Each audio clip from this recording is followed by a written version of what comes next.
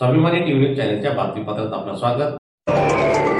मनपा फंडातील सफाई कर्मचाऱ्यांना कायम सेवेत समाविष्ट करा, सफाई कामगार आयोगाच्या उपाध्यक्षांना संघर्षवादी कामगार संघटनेचे निवेदन।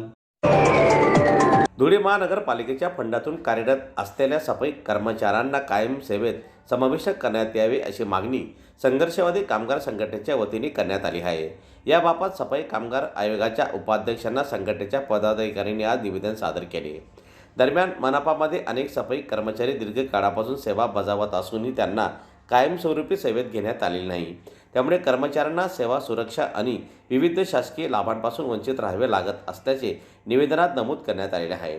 सफाई कर्मचाऱ्यांच्या प्रलंबित प्रश्नांना सहानुभूतीपूर्वक विचार करून त्यांना नियमानुसार कायम सेवेत समाविष्ट करावे अशी मागणी यावेळी करण्यात आली आहे। दरम्यान यावेळी निवेदन देण्यासाठी संघर्षवादी कामगार संघटनेचे पदाधिकारी सह कार्यकर्ते मोठ्या संख्येने उपस्थित होते।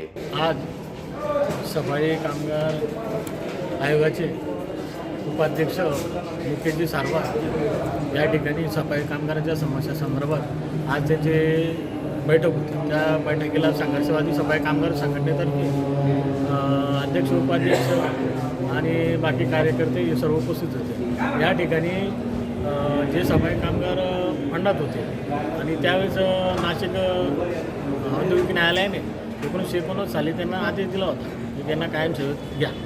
त्यावेळेस विषय असा झाला की त्यावेळेस तत्कालीन नगरपालिकेने त्यांना फक्त म्युन्सिपल फंडात टाकून रिक्त जागा नसल्यामुळे त्यांना पगार चालू केला आणि आज त्यांच्या वारस घेतलेले नाही आजपर्यंत। शेवटी ते कर्मचारी माहीत झाल्यानंतर त्यांचे जे वारस आहेत त्यांना त्यांच्या जागी लाड समितीच्या शिफारशी अनुषंगाने त्यांना त्या जागेवर सामावून घेण्यात यावं या संदर्भात आम्ही संघटनेमार्फत सफाई कामगार आयोगाचे उपाध्यक्ष श्री मुकेशजी सारवार यांना एक निवेदन दिले।